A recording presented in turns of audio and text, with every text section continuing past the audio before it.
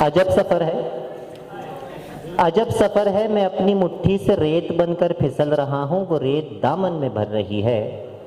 अजब सफर है, मैं अपनी मुट्ठी से रेत बनकर फिसल रहा हूँ, वो रेत दामन में भर रही है। मैं थोड़ा मुट्ठी में रह गया हूँ, मैं थोड़ा दामन में गिर चुका हूँ, मैं बाकी दोनों के दरमियाँ हूँ। मुझे ये डर है, मैं जूं ही मुट्ठी को खोल दूंगा, वो अपने दामन को झाड़ देगी।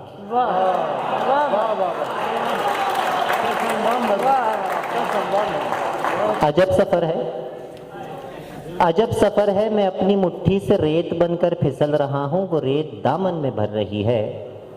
अजब सफर है, मैं अपनी मुट्ठी से रेत बनकर फिसल रहा हूँ, वो रेत दामन में भर रही है। मैं थोड़ा मुट्ठी में रह गया हूँ, मैं थोड़ा दामन में गिर चुका हूँ, मैं बाकी दोनों के दरमियाँ हूँ। मुझे ये डर है, मैं जूं ही मुट्ठी को खोल दूंगा, वो अपने दामन को झाड़ देगी।